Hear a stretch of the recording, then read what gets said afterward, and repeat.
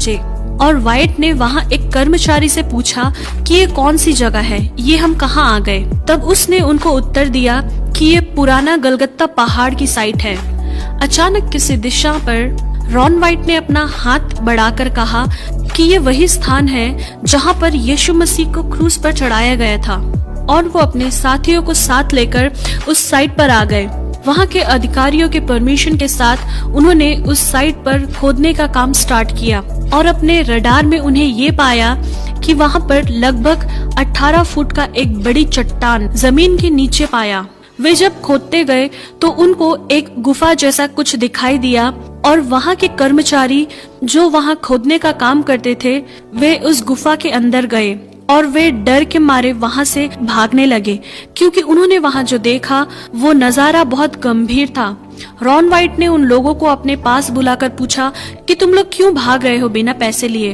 तब वो इब्री कर्मचारियों ने कहा कि हमने वहाँ वाचा का संदूक को देखा है। तब रॉन वाइट उस गुफा के अंदर प्रवेश किया और जब उन्होंने आंख उठाकर देखा तब उन्हें एक अद्भुत दृश्य दिखाई दिया, और उस दृश्य को देखने के बाद वे तुरंत नीचे गिर गए। रॉन वाइट के बेटे ने बड़ी ही मुश्किल से उन्हें बाहर निकाला। अगली बार रॉन वाइट बड़ी तैयारी के साथ उस गुफा में प्रवेश किया तो उन्होंने उस गुफा के अंदर वाचा का संदूक देखा, जिसके द्वारा मूसा के समय परमेश्वर इजरायलियों के बीच में अपनी उपस्थिति को प्रकट करते थे। फिर रॉन वाइट ने अपनी अनुभव शेयर करते समय बताया कि उन्होंने जब वो संदूक करीब जाकर देखा तो 4 स्वर्गदूत उस संदूक के चारों ओर खड़े देखा, और उसमें से एक स्वर्गदूत रॉन वाइट से बातें करने लगे।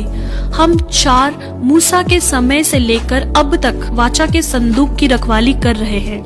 फिर रॉन वाइट ने ये देखा कि उस वाचा के संदूक के ऊपर डामर जैसा कुछ दिखाई दिया, और रॉन वाइट ने उस डामर जैसी चीज को वहाँ से निकालकर रिसर्च सेंटर में ले गए। तो रिसर्च के द्वारा ये पता चला कि वो इंसान का खून है जो कई अरसा पुराना होने के कारण सूख चुका है। इस वजह से रिसर्च सेंटर वालों ने कहा हम इसके बारे में ज्यादा जानकारी नहीं दे पाएंगे, क्योंकि उस खून का सारा सेल डेड हो गया होगा।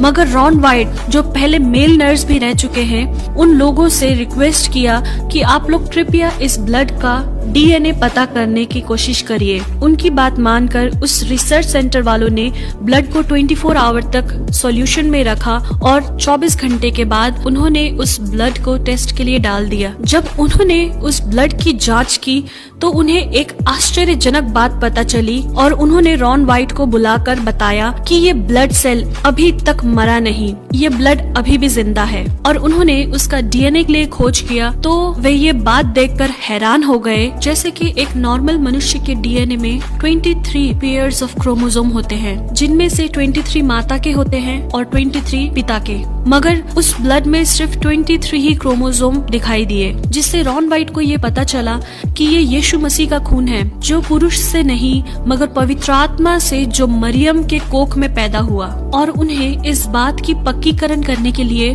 उस वाचा के संदूक के पास फिर से गए और वो जांचने लगे कि वो खून कैसे उस वाचा के संदूक के ऊपर आया। उसी खोजबीन के दौरान उन्हें ये देखने को मिला कि जहाँ वाचा का संदूक रखा गया था उसी स्थान के ऊपर गुफा में एक दरार दिखाई दिया। उस दरार में भी वैसा ही सूखा ब्लड उन्हें देखने को मिला, और मालूम हुआ कि वो ब्लड ऊपर से ही बहता आया है। इसके द्वारा उन्हें ये पता चला कि इसके ऊपर वो स्थान है जहाँ पर यीशु मसीह को क्रूस पर चढ़ाया था, और यीशु मसीह की मृत्यु के समय बाइबल में लिखी हुई उन बातों को रॉन वाइट ने याद किया कि धरती डोल गई और चट्टानें तड़क गई। ऐसा वचन मत्ती 27 के 41 में लिखा है। ये वो दरार था जो यीशु के समय में हुआ था, जिसके द्वारा यीशु का लहू बहते हुए उस वाचा के संदूक के ऊपर गिर गया। और उनके हिस्टोरिकल स्टडीज के दौरान उन्हें मकाबिस के किताब से ये लिखा मिला कि यिर्मयाह नबी ने परमेश्वर का संदूक एक गुफा के अंदर छुपाया था। इस किताब को पढ़ने के बाद